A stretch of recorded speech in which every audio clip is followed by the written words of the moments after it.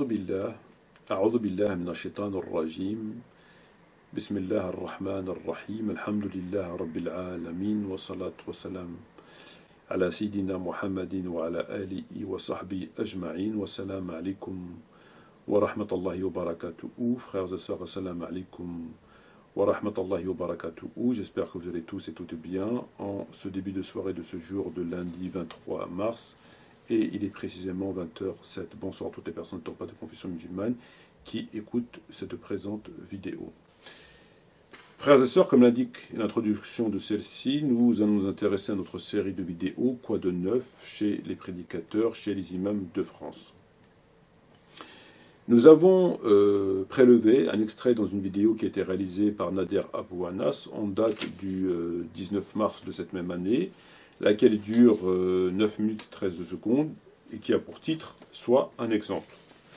Alors, Nader Abou Anas, l'imam Nader Abou Anas, le millionnaire ou le presque millionnaire sans fiche de paye et sans société, en tout cas officiellement, il n'a absolument aucun cabis à son nom, seulement officiellement. Contrairement à son cousin le blédard, Hassani Hussein, qui lui est multimillionnaire, mais qui n'a néanmoins pas de fiche de paye aussi. Comme Nader, ils n'ont pas de fiche de paye. Sauf que l'autre, il a des sociétés, des SCI, notamment immobilières, en veux-tu, en voilà, en nom, pour ainsi dire, toute sa famille. Ce n'est certes pas la même génération. Un est multimillionnaire, l'autre, il est millionnaire ou en voie de l'être. Il faut lui laisser le temps. Alors la question se pose de savoir qui, entre Nader Abou Anas et la serpillière Rachida Abou Hudayfa, lequel des deux est le premier malikite apolitique laïque, le premier au monde, depuis l'avènement du prophète, en tout cas Mohammed alayhi salatu wassalam, lequel de deux, c'est la première fois que ça arrive, on n'a jamais vu ça, c'est nouveau. Et lequel de deux est le premier alors, certains disent c'est Nader, d'autres disent non, c'est plutôt Rachid, d'autres disent non, c'est concomitant, ils sont mis d'accord pour faire l'annonce en même temps, ce qui n'est pas tout à fait faux. D'autres disent non, mais c'est pas la même chose. Rachid est le premier officiellement, qui l'a fait savoir en des termes clairs. Je suis un référent en laïcité, j'ai un diplôme en laïcité. Et l'autre, il l'a pas dit. L'autre, c'est un peu plus ambigu, voyez-vous. Il a dit qu'il faisait pas de pont, un peu plus ambigu. En tout cas, ce qui est sûr, c'est que c'est pas Eric Younous. Alors, ils sont tous devenus malikites. Eric Younous se dit malikite, l'autre, machin. Depuis les attentats, notamment en France, ils sont tous devenus malikites. Moi, lorsque j'écoute Eric Younous, son accoutrement, ses conseils de lecture, ses références, notamment Mtaïmiya, ce type, de toute évidence, pas Malik, enfin, mais ils sont tous devenus malikites. Très bien. Pauvre l'imam Malik, j'ai envie de dire, lorsqu'on lui met ce qu'on sait sur le dos, ce qu'on lui attribue, lorsqu'on sait que le Maghreb se dit de rite malikite, et qu'on sait ce qui s'y passe, pauvre l'imam Malik, seulement qu'on puisse dire. Alors celui-ci a réalisé donc cette vidéo que j'ai citée au début de celle-ci, et donc nous allons écouter un extrait et apportons un commentaire à celui-ci. Écoutons l'imam Nader Abou Anas. Beaucoup de gens se posent la question suivante: est-ce que c'est bientôt le jour du jugement? Est-ce qu'on n'est pas en train de vivre les signes de la fin des temps? Si oui, combien est-ce qu'il en reste? Est-ce que le Dajjal arrive bientôt? Le Mahdi, etc., etc., etc. Ahbab el-Karam, la réponse qu'on va vous donner est celle que le prophète alayhi salatu wassalam a donnée à un homme qui lui a demandé quand est-ce qu'arrivera l'heure, quand aura lieu l'heure du jour du jugement. Et le prophète alayhi salatu wassalam lui a dit: qu'as-tu préparé pour l'heure? Et là, c'est la réelle question qu'il faut se poser. Au lieu de te prendre la tête sur les détails des signes de la fin des temps et te dire il en reste tant, dans pas longtemps on va rentrer dans les grands signes de la fin des temps, etc., prends-toi la tête sur toi, qu'est-ce que tu as préparé pour ce jour? Alors on l'a bien compris, frères et sœurs, Nader est très agacé. Nader n'est pas content. Nader est offusqué. Parce qu'il n'est pas content de voir ces gens de peu de foi venir l'interroger, s'inquiéter de la fin des temps.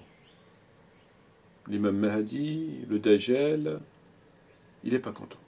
Il n'est pas content parce que, voyez-vous, c'est quelqu'un qui est tellement pieux, qui œuvre tellement pour la cause de l'islam, qui est tellement soucieux de ce qu'il a semé pour le jour des comptes, qu'il n'est pas content.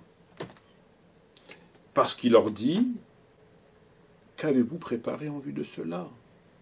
Au lieu de vous inquiéter du Mahdi, de la fin des temps, de ceci, de cela, qu'est-ce que vous avez préparé, leur dit-il? se référant à un hadith bien connu, qui entre dans le Bukhari, et qu'il a cité. Puisque Nader, encore une fois, c'est quelqu'un qui œuvre tellement pour la Ummah, que lui, cette question, finalement, ne se pose que très modestement pour lui. On est parti, go, bismillah. Bismillah, walhamdulillah, wa salatu wa salam ala rasulillah wa ba'd. Il y a quoi de spécial dans ce que tu dis? Il n'y a rien? Si, il y a quelque chose, médite. Et on avait vu ensemble la récompense du fait de dire Subhanallah. Et si vous me remerciez, très certainement je vous rajouterai de mes bienfaits. Parce que tu as beaucoup dit Alhamdulillah. Sache qu'il n'a rien à voir avec les palmiers de la terre. On s'est préparé, on a retroussé nos manches, on a révisé, on a bu du café, on a veillé. Mon frère, commence à économiser. Prive-toi s'il le faut d'aller au bled pendant plusieurs années. À chaque fois qu'une outre était vendue, Omar radiallahu anhu la pressait de ses mains afin de la vider entièrement de son huile.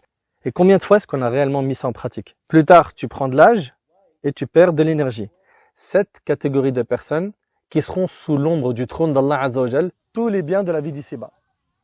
Celui-là, c'est quelqu'un qui est au max, qui est au top. Tu seras, regarde, sous cette terre, où on n'y voit ni tes diplômes, ni ta notoriété. On a vu ensemble jusque-là 4 catégories de personnes qui seront, le jour du jugement, sous l'ombre du trône d'Allah subhanahu wa ta'ala. Que si vous êtes avec une agence qui suit le rite Hanbali, pliez-vous à ce que fait l'agence.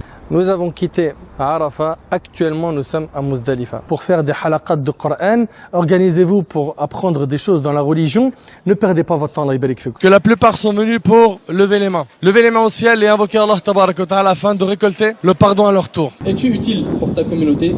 Es-tu utile pour les musulmans? Es-tu utile pour les mosquées? Alors je suis pas enquêteur et mon objectif n'est pas de mener une enquête à travers cette vidéo. Pour parler de la grandeur d'Allah subhanahu wa ta'ala, déjà il faut connaître Allah subhanahu wa ta'ala. Il a franchi le plus de ses serviteurs du feu de l'enfer, c'est le jour de Arafat. Ensemble, comment s'est déroulé le voyage nocturne et l'ascension du prophète sallallahu alayhi wa sallam. Allah tabarak wa ta'ala m'a facilité et je me suis retrouvé à visiter un max d'endroits. À partir du moment où on est croyant et qu'on a confiance en lui, on n'a pas à avoir peur de quoi que ce soit. Qui sommes dans le bateau des pécheurs, comment est-ce qu'on doit se comporter une fois qu'on est tombé dans le péché? Sais-tu vraiment ce qu'est l'islam? Sais-tu vraiment ce qu'est l'islam? Ce chameau que vous voyez, mes frères ainsi que mes sœurs, déjà on le reconnaît par ses 2 bosses. Mais qu'est-ce que le bonheur? Comment trouver le bonheur? Est-ce que c'est simplement un match de foot? Ce comportement est celui de l'attachement aveugle, de l'amour excessif des conférenciers et des savants. Des accès au paradis qui sont très proches de nous, à savoir nos parents. Alhamdulillah, on est dans un très bel endroit. On est en train de se ressourcer spirituellement. Il aura en fait ce bas monde qui va lui courir après, qui va venir à lui sans qu'il fasse d'efforts, sans fatigue. Et c'est vrai que c'est super important. Bruit au niveau du fait de laisser le passage. Le vide intérieur que ces personnes-là ressentent n'est pas comblé par le matériel. Cet arbre, c'est le palmier. Le palmier, le croyant, il est censé être comme lui. Et soyez à l'image des compagnons radiallahu anhum. On ne suit pas comme des moutons n'importe quel mode, n'importe quelle personne.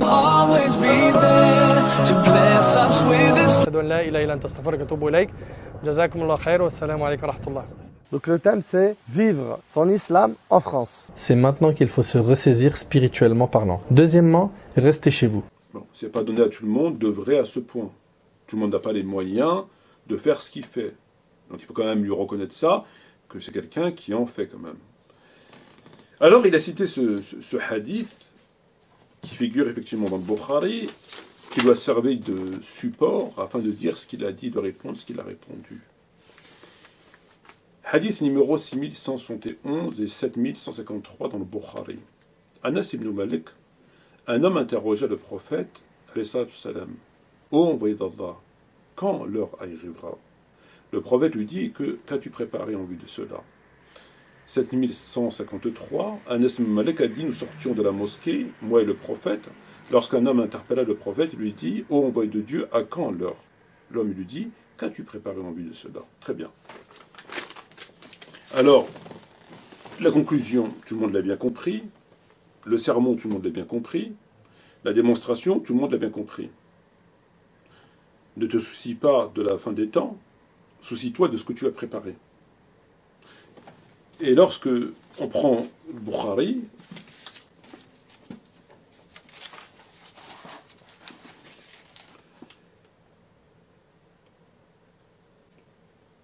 Inna rajulan سأل النبي عليه الصلاة والسلام متى الساعة يا رسول الله قال ما عدت لها. Qu'as-tu préparé? Qu'as-tu préparé?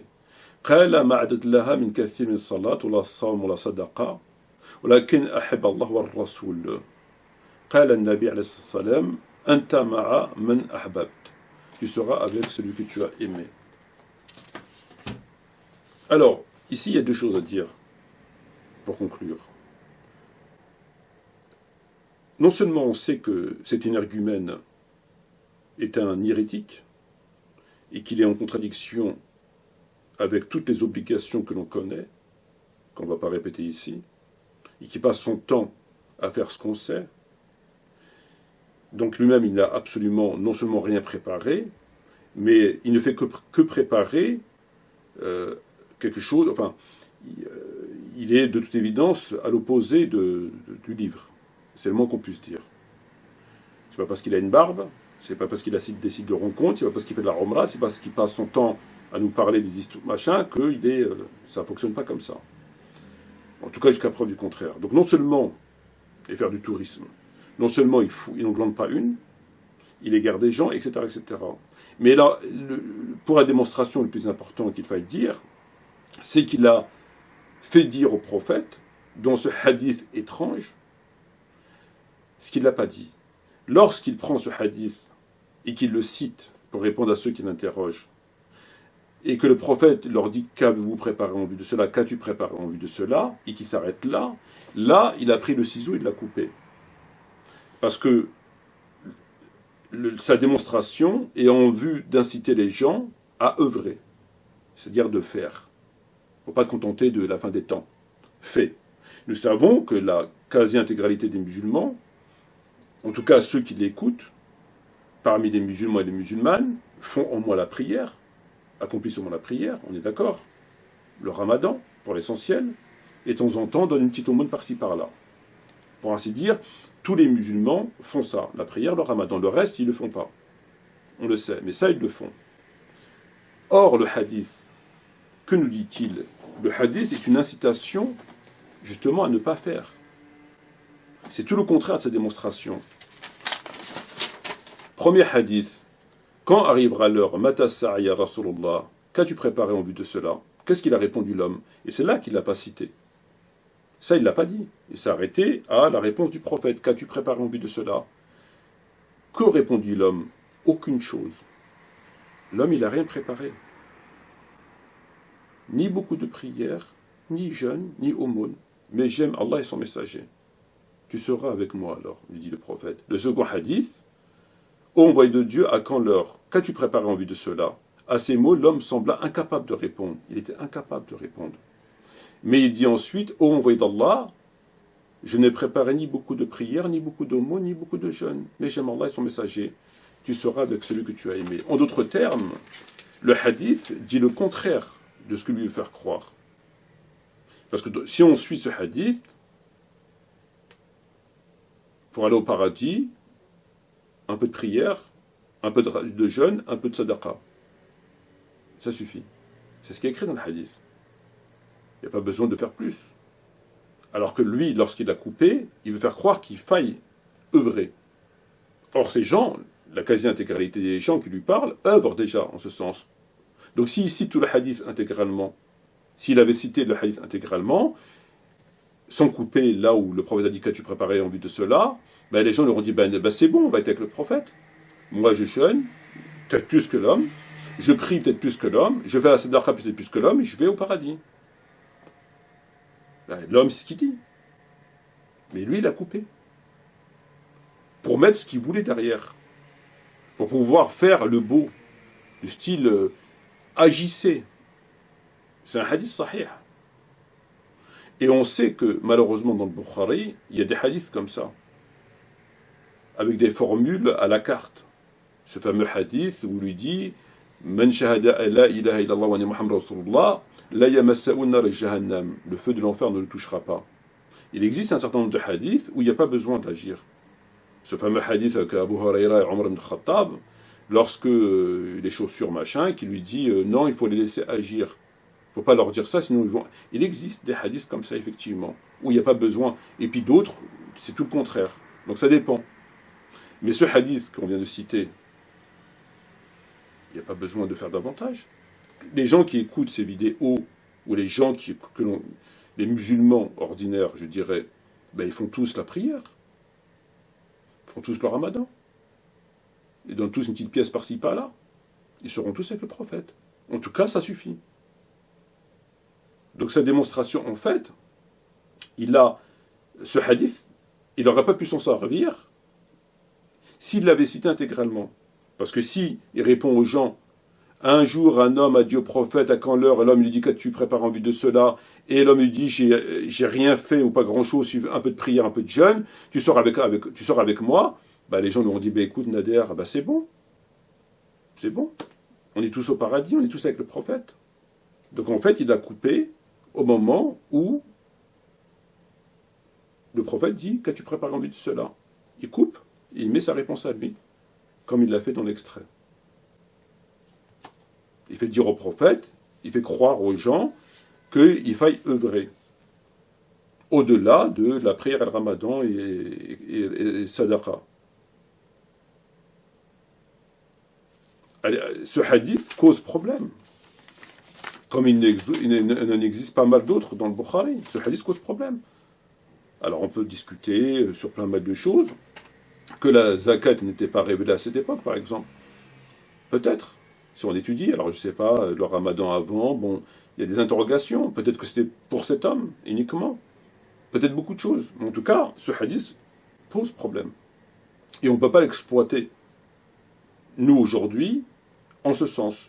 Puisque si on considère que ce hadith est une référence, qu'il faille faire un peu de prière, un peu de jeûne, un peu de ramadan, pour être avec le prophète, en tout cas pour aller au paradis, bon, bah, t'enlèves la zakat. Il n'y a pas de zakat. T'enlèves pas mal de choses. T'enlèves le hudud, t'enlèves pas mal de choses. Et c'est évidemment, ça ne tient pas. Et lui, il l'a coupé. Sur ce, je vous dis, assalamu alaikum wa rahmatullahi wa barakatuh.